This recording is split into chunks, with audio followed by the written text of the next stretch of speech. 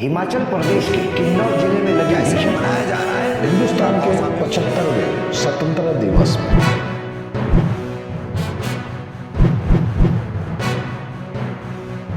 मैं शेख शाहिद आज का महानगर में आपका स्वागत है। जैसे कि हम ये बिटावा के जेल के इस क्वारंटाइन सेंटर के बाहर खड़े। आपने हाल ही में देखा होगा मुमरा में वरिष्ठ पत्रकार रफीक कामदार साहब, वो अपने आप को सरेंडर किया था उन्होंने, और मुमरा चौकी से उन्हें इस क्वारंटाइन सेंटर में भेजा गया। अब उन्हें यहाँ 8 बजे यहाँ पर भेजा गया। 8 बजे उनके आने के बाद कुछ लोगों ने अंदर इन्हें पहचान लिया और इस क्वारंटाइन के कुछ अधिकारियों ने उन्हें पहचान लिया।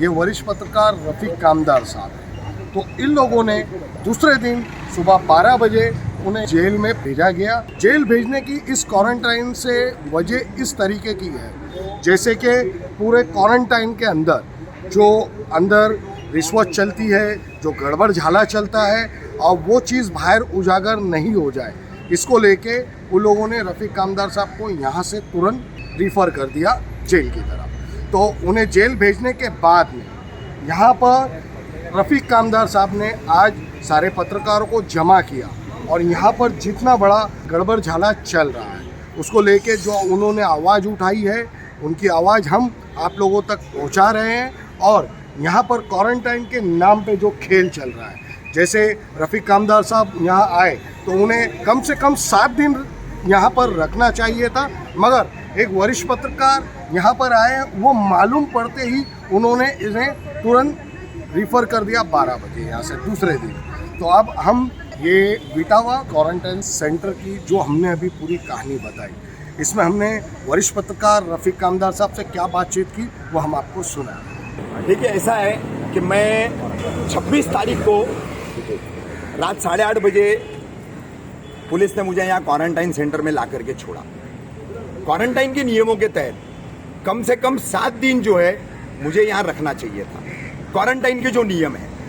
लेकिन 12 घंटों के अंदर जो है, 12 घंटे भी पूरे नहीं हुए, 12 घंटे भी नहीं। शनिवार रात 8:30 बजे मैं यहाँ आया हूँ और रविवार जो है दोपहर 12:30 बजे के करीब, 1 बजे के करीब हमको यहाँ से निकाला गया। हमारी चप्पलें नीचे हैं, हजारों की तादाद में चप्पलें यहाँ पर लोगों की जमा है। जब वो उतरते हैं नीचे से तो उनको वो चप्पलें नहीं पहनने दी जाती। इस कड़कती, इस तेज धूप के अंदर नंगे पांव उनको पुलिस गाड़ी में बिठाती है और फिर जब तक जेल वाले गेट खोल करके अंदर नहीं लेते उतने घंटे तपते पांव सभी लोग जो है जेल के बाहर जो है अपने पांव जलाते हुए खड़े होते हैं। ये हो गई एक अमानवीय सबसे बड़ी बात। और क्वारंटाइन सेंटर 7 दिन का अवधि है, आप 12 घंटे भी पूरे नहीं हुए, कैसा किसी को यहाँ से जो है आप जेल भेज सकते हैं? कम से कम 7 दिन की अवधि आपने पूरी करनी चाहिए, जो क्वारंटाइन की नियमावली स्वास्थ्य मंत्रालय ने, केंद्र और राज्य सरकार इन दोनों ने जारी की है। तो उसका उल्लंघन करते हुए यहाँ पर कैसे आपने भेजा? यही मेरा सवाल है राज्य के मुख्यमंत्री उद्धव जी ठाकरे, गृह मंत्री दिलीप वलसे जी पाटिल, स्वास्थ्य मंत्री राजेश टोपे जी और थाने के जिलाधिकारी राजेश नार्वेकर जी, और साथ ही महाराष्ट्र के प्रिजन आईजी और डीआईजी, इन सभी से क्या वो मुझे बता सकते हैं कि 12 घंटे में इस बिटावा के क्वारंटाइन सेंटर से मेरा नाम दर्ज है, यहाँ पर मेरा डिटेल दर्ज है, यहाँ पर रफीक कामदार हिंदुस्तानी रिपोर्टर का पूरी सरकार से यह सवाल है कि 12 घंटे में क्वारंटाइन की अवधि कैसे पूरी हुई, इसका खुलासा आना चाहिए। रफीक भाई, एक सवाल और, जिस तरह से आपने बताया जेल में जाने के बाद में वहाँ पे भी जो कैदियों के साथ में सुलूक किया जाता है, और जिनके पास पैसे हैं वो तो आराम से, और जिनके पास पैसे नहीं है वो एकदम अंदर परेशान है। नहीं, ये तो देखिए, ये एक मिनी जेल है, सब जेल की तरह है, सब जेल की तरह है। तो जेल में भी ये बहुत सारी चीजें चल रही है। जो करोड़पति लोग हैं, घोटाले करके आए, उनको पैसों के ऊपर बहुत सारी सहूलियतें दी जाती है, और ये बरसों से चला आ रहा है जेल के अंदर, कोई आज नया हो रहा है ऐसा नहीं है। लेकिन असल में बात है क्वारंटाइन सेंटर की। तो क्वारंटाइन सेंटर के नाम पर यहाँ क्या चल रहा है? लूटमार का अड्डा चल रहा है। आपको बता दूं, मुझे उस एक रात में इतनी सारी जानकारी यहाँ जितने भी अंडर ट्रायल प्रिजनर हैं उनके जरिए मिली कि 1-1 लाख रुपया, 70,000, 80,000, 50,000 ऐसी रकमें लेकर के 2-2, 3-3 महीने से लोगों को यहाँ पर रोका गया है। 14 दिन से ज्यादा कोई भी कहीं भी जो है क्वारंटाइन पीरियड नहीं होता है। तो वो लोग 2 महीना 3 महीना कैसे रुके हुए हैं। अगर समूचे रिकॉर्ड की जब से ये बिटावा के स्कूल का स्कूल नंबर 72 है, ठाणे मनपा प्रशासन के अंतर्गत चलती है, इसमें ये क्वारंटाइन सेंटर आज 10 महीने से ज़्यादा से चल रहा है। आप पूरा रिकॉर्ड चेक करेंगे तो अभी भी ऊपर आपको कम से कम 10 से 15 ऐसे अंडर ट्रायल प्रिजनर मिलेंगे जो 2 महीने से ज़्यादा से यहाँ पड़े हुए हैं। तो 2 महीने से ज़्यादा से उनको रखने का ऐसा कोरोना का कौन सा नियम है, कोविड-19 का कौन सा नियम है, या सरकार ने इनके लिए क्वारंटाइन सेंटर में कोई खास अलग नियम बनाए हैं, क्यों कर रखा गया है, उसकी वजह क्या है? पूरे रिकॉर्ड की जांच अगर एक जांच समिति बना करके, एक इंक्वायरी कमीशन बना करके अगर सरकार करती है, ठाणे जिलाधिकारी करते हैं, स्वास्थ्य मंत्री करते हैं, जो भी इसके संबंधित विभाग है, अधिकारी है, राज्य के मुख्य सचिव करते हैं, तो दूध का दूध और पानी का पानी हो जाएगा। आपको बता दूं कि आप लोगों को ज़्यादा सवाल करने की ज़रूरत न पड़े, इसलिए मैं अपना अनुभव साझा कर रहा हूँ आप सभी के माध्यम से, तमाम लोगों से, तमाम आवाम के सामने, तमाम जनता के सामने मैं चीज़ रख रहा हूँ कि जैसे मैंने नीचे यहाँ चप्पल का मुद्दा बताया आपको कि नंगे पैर तपती धूप में लोगों को ले जाया जा रहा है। मेरे पैर में छाले पड़ गए, तो मैंने खुद एहसास किया उस बात का, मुझे अनुभव हुआ। तो मैंने कहा कि यार जो बुजुर्ग लोग होंगे, जो सीनियर सिटीजन होंगे, उन पर क्या बीतती होगी। दूसरी बात, एक जोड़ी कपड़ा ऊपर जाने का मुझे ऊपर लोगों ने बताया कि 2000 रुपया लिया जा रहा है। खाने का अगर कोई छोटा मोटा सामान कोई परिवार आता है जिनका कोई सदस्य गलती से किसी अपराध में आ गया है, वो कोई हैबिचुअल ऑफेंडर नहीं है, वो कोई पेशेवर क्रिमिनल नहीं है, जराइम पेशा नहीं है, ऐसे कई सारे लोग भी आते हैं, नसीब से आना पड़ता है, अगर कोई चीज़ हो गई आना पड़ता है।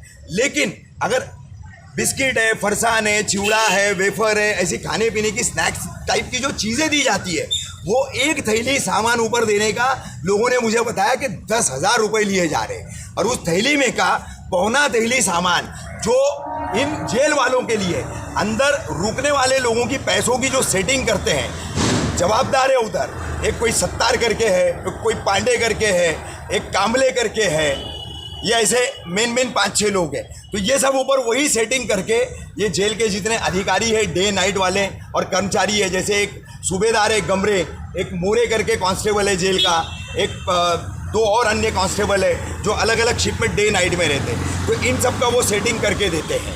अब उनको जैसे पता चला कि मैं मीडिया पर्सन हूँ, तो मुझे फ़ौरन उन्होंने दोपहर में 12 बजे थाने जेल में मेरी पार्टी निकाली।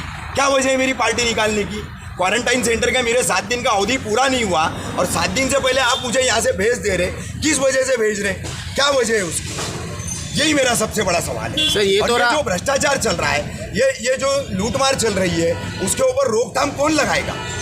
सर ये तो हुआ क्वारंटाइन सेंटर का सवाल। अब जो है पत्रकारों के ऊपर और अन्य लोगों के ऊपर जो झूठे केसेस हो रहे हैं खन्नी के, और उसके बाद में 354 जैसे केसेस जो है अन्य लोगों पे हो रहे हैं, उसके बारे में आप क्या बोलना चाहोगे?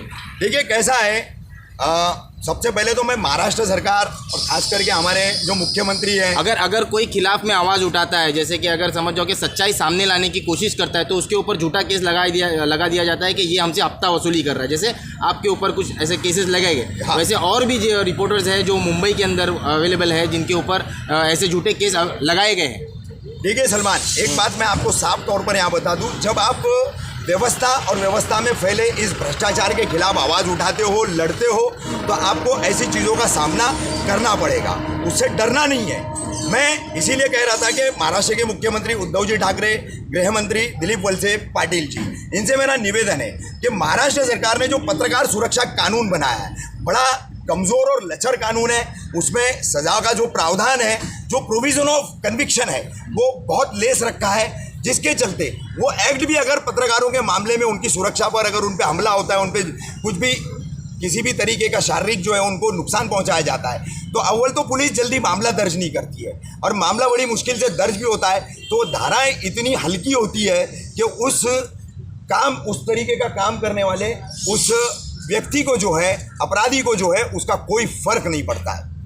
तो इसके लिए अब ज़रूरत है मुंबई, ठाणे, कल्याण, नवी मुंबई, पालघर जिला, ये तमाम जितने भी मुंबई और उसके आसपास के ठाणे जैसे ज़िले के आसपास के जितने भी सबब हैं, यहाँ के तमाम पत्रकारों ने एकता करके इस पर एक दिन एक सामूहिक आंदोलन करना चाहिए और पत्रकार सुरक्षा कानून जो बना है उसमें नए सुधार लाना चाहिए और फौरी तौर पर पत्रकार के खिलाफ सबसे बड़ा एक हथियार है खंडनी की केस का, एक्सटॉर्शन की केस का। तो ये एक्सटॉर्शन पहले दो तरफा उसकी जांच हो। जैसे मैं भी आपको बता दूं, आईपीएस अधिकारी है परमवीर सिंह जी, अन्य कई अधिकारी है, कितने खंडनी के मामले दर्ज हुए लेकिन गिरफ्तारी एक नहीं हुई। बिल्कुल। हाँ, चांदीवाल कमीशन जो है जांच कर रहा है, दूसरी सरकारी एजेंसी जांच कर रही है। अब तो सुप्रीम कोर्ट ने उनके पूरे मामला उठा करके सीबीआई को दे दिए। तो इसी तरह का जो है पूरा इंक्वायरी का मामला पत्रकार के खिलाफ आने वाली झूठी शिकायत में भी होना चाहिए। हम ये नहीं कहते जो भेष बदल कर बने हुए पत्रकार हैं, जो असल पत्रकार नहीं है, जो चोला पहने हुए और जो सिर्फ झोल करने के लिए पत्रकारिता के इस क्षेत्र में आए हैं, तो ऐसे पत्रकारों के साथ में कानून सख्ती से निपटे। मगर जो समाज के लिए काम कर रहे हैं, जो अच्छे मुद्दों को उठाते हैं, भ्रष्टाचार में व्यवस्था के खिलाफ आवाज़ उठाते हैं, उन पर जो बोगस शिकायतें खंडनी की या एक्सटॉर्शन की लगाई जाती है तो उसकी पहले जांच की जाए और उसके बाद कार्रवाई की जाए। रफीक चाचू जो सच के खिलाफ आवाज़ उठाता है, सच के साथ जो आवाज़ उठाता है, तो उसको क्यों जेल का मुंह देखना पड़ता है? भाई, आप व्यवस्था के खिलाफ लड़ोगे, आप व्यवस्था में पहले भ्रष्टाचार के खिलाफ बोलोगे तो जाहिर सी बात है आपको तकलीफ दी जाएगी। आप अगर अपने आप को भारत रत्न डॉक्टर बाबा साहेब अम्बेडकर, इन्होंने जो संविधान हमें दिया उसका चौथा स्तंभ कहा है प्रेस को, मीडिया को, तो उसके तहत अगर आप काम कर रहे हैं तो आपको विचलित नहीं होना है, आपको डगमगाना नहीं है। आप अड़िग रहो अपने एम पर, आप अड़िग रहो अपनी राह पर, क्योंकि सत्य परेशान हो सकता है, सत्य पराजित नहीं हो सकता।